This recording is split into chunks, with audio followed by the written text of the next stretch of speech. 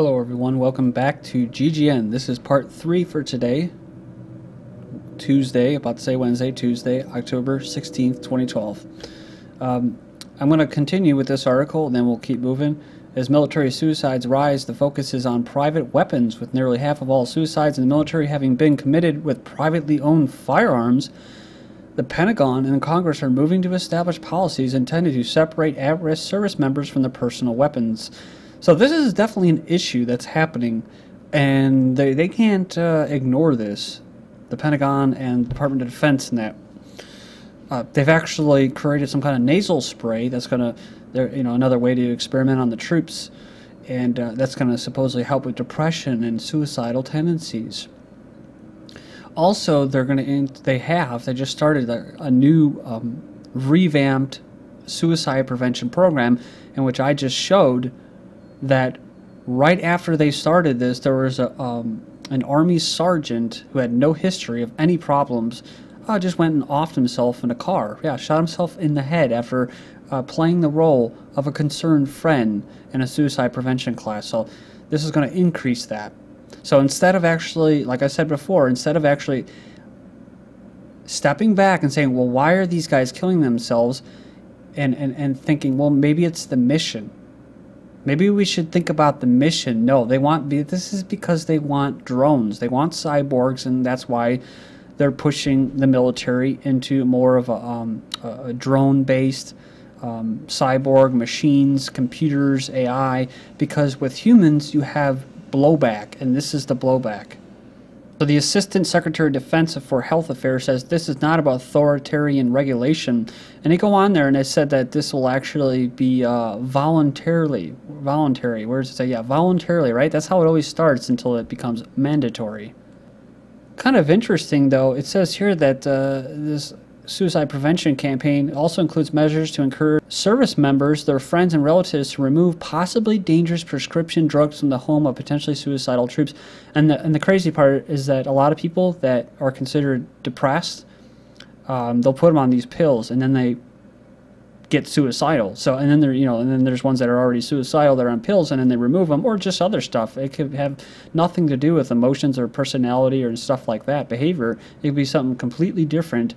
As far as these prescription drugs go, they get off them and all of a sudden they want to kill themselves. So it says here, recruiters hunted homeless with paintball guns. Arizona National Guard faces wide-ranging investigation after members of the National Guard in Arizona hunted the homeless with paintball guns, forged documents, sexually abused women, embezzled funds, and were allowed to go more or less scot-free due to a lax and corrupt climate. Most of the perpetrators were military recruiters seeking teenage recruits or on visits to their high schools. Said that a Guard's top officer acknowledged the problem but blamed it on a few bad apples. Ooh, sound familiar, guys, like the police force, just a few bad apples. They say they have a good old boy network and like the police, fraternal order of police, a brotherhood, a fraternity atmosphere. It goes on and it says, the way the Arizona National Guard is today, I would not trust my son or daughter, said a lieutenant colonel. It disgusts me. People don't get fired, they get moved. Again, sounds like the police force, right? So this is my website, ggnonline.com, Global Government News. There's a poll up here. I just closed this morning, but the results are from will you vote this November? 65% say no, followed by 19% saying yes, and 15% saying maybe. You can put in your email address right there. And on YouTube, my channels are DDarko 2012 and DDarko 2013. So, okay, moving on now to these drones and out. Drones will boost America's ravaged economy. Amid dubious government claims that the jobless rate is falling, some are actually suggesting that one way out of our dismal economy is to build more devices to keep an eye on us, namely drones. I actually had a video titled "A Drone-Based Economy." It was like 3-4 months ago. One recent headline actually reads, UAVs could boost the economy, then went on to point out that the U.S. is expected to capture 62% of the drone market in coming years, which would generate estimated $86 billion in annual revenue. Said, don't get us wrong, that's a lot of cheese, but it says here in an economy that totals about $15 trillion a year, that's a drop in the bucket. So the question is this what our privacy is worth now? $86 billion. DHS requests for information, robotic aircraft for public safety from the Federal Business Opportunities website. The Science and Technology Directorate is the department primary research and development arm. They go on and it says that the mission is to protect the homeland by providing state, local officials with state-of-the-art technology and other resources. And they go on and they say in support of the mission, they'll conduct flight testing and evaluation of airborne sensors and small unmanned drones for transition to its customers. And BMD is Borders and Maritime Security Division. The Robotic Aircraft for Public Safety Project will invite vendors, and it says here that they're going to evaluate the system using realistic and relevant real-world operational scenarios such as law enforcement operations, of course, search and rescue, and all of what our heroes do. But safety concerns will be assessed, such as the aircraft's capability for safe flight in the event of loss of communications between aircraft and ground control. Or they don't have any. They're not going to. I mean, come on. They're going to fall out of the sky. They're going to fall in somebody's house or backyard. I mean, don't worry. Your privacy is of great concern to them as well. Bay Area law enforcement agencies are testing drones. So it began as tools amid military combat. Now aerial drones are being considered by the Bay Area law enforcement agencies. This is these are the same guys, BART guys, that shoot unarmed people in the transit little area. Remember that? So this here agency is a cost-cutting way, again, a cost-cutting way to replace helicopters and use this technology to fight, actually, I don't even want to say to fight crime and save lives, right? Because we just know it's bullshit, right? Our heroes saving lives and fight crime?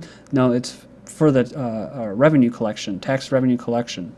Another growing trend is what? The autonomous flying robot with a honeybee brain. They're going on and embarking on an ambitious project to produce the first accurate computer models of a honeybee brain in a bid to advance our understanding of artificial intelligence, or AI, and how animals think. They're going to build models of the systems in the brain that governs the honeybee's vision and sense of smell. They aim to create the first flying robot able to sense and act autonomously as a bee rather than just carry out pre-programmed set of instructions. This is, of course, going to eventually lead to drones. That's what I'm talking about, the autonomous drones. Again, to phase out the human element. DARPA tests drones that refuel while airborne, so this is not a big surprise. I mean, eventually, if they're going to be autonomous, they're going to have to refuel in air, right? Just like regular planes do. But then you can add what? Lasers. Boeing just put the finishing touches on an 8-wheeled laser truck. There, this is old. I mean, they've been working on this since the 80s and stuff like that. The U.S. and the Russians. Yeah, they say the weapon's a big break for the U.S. military, which has been trying to develop laser weapons for years. Yeah, see, the problem is getting it down to a usable size, right? Because eventually you're going to strap it to a drone and hit you while you're barbecuing in your backyard. That's the ultimate plan. See, that's what they call modern warfare. But yeah, it's called directed energy weapons, and they do have a facility specifically for it in Florida, I believe, that just opened in the last year or two. And talking about lasers, Dolphins bound for combat as Ukraine Navy announces plans to train them in underwater warfare with knives or guns strapped to them. How about some freaking lasers, right? To blow up enemy ships for military and, oh, search and rescue, find lost items. Yeah, here we go, too. Within this way, and also what? To work with the disabled children. Yeah, you know, dolphins are good with people with, I guess, autism. They're usually really good with them and stuff like that. People with disabilities, I'm not going to deny that. But, you know, talking about underwater warfare, knives and guns strapped to them, and then saying, oh, but they're going to help the children. So, yeah, it's just, to me, it's real, again, real sleazy, obvious tactics here. Okay, then the last 5 minutes, I'm going to move fast here, so try to stick with me. High-tech CCTV cameras can recognize faces from half a mile away. These high-definition cameras can identify and track faces from half a mile away that could turn Britain into Big Brother society if left unregulated, right? So you need more government to prevent the government from stealing your privacy, right? And your rights. Hidden government scanners will instantly know everything about you from 164 feet away. This is, of course, in the U.S. with Homeland Security. It says closed luggage, new laser-based molecule scanner fired 164 feet away. Trace drugs, gunpowder on your clothes to what you had for breakfast, so the adrenaline level in your body. Agents will be able to get any information they want without even touching you. Of course, this is what? Total Recall, right? With Arnold Schwarzenegger. Then you have eye movements, could be the next PC password. Computer scientists at Texas State are looking to create a system that can identify people by the way they flicker their eyes while looking at a computer screen. They say we can talk about this or refer to it as a biometrics, so that's what it is. So, and computer scientists from all over the world are studying biometrics for crime solving or revenue collecting, for border security, which that's basically they just want to make sure they manage the drugs that come in and out, that they're authorized drugs to come in and out, make sure that illegal immigrants can come over the border, but just make sure that American citizens will be hassled, anally probed, scanned and everything, and harassed if they try to leave and come back into the country. So yeah, they say it's just a high-tech way to sign into smartphones, tablets, and other devices, so eventually they'll have that. Email inbox is not private, says South Carolina court ruled a man's privacy was not violated when his wife's daughter-in-law managed to get into his email and find out the name of his lover because the messages remained in the inbox. The ruling was unanimous, and they decided that the woman did not violate the 86 federal law about the email storage and ruled the lawsuit from a husband could not go forward. And that should pretty much be a given, right? So that it's being monitored, all your text messages, your emails. You know that is. In the UK and the US. U.S. ambassador internet fee proposal gaining momentum. So the UN ambassador warned on Friday that a proposal to give a UN agency more control over the internet is gaining momentum in other countries. It's called the UN's International Telecom Union, ITU, Authority over the Internet. Could come up in December for ruling.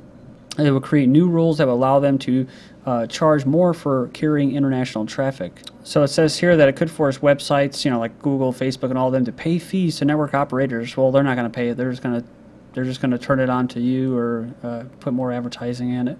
ID scans raise privacy fears.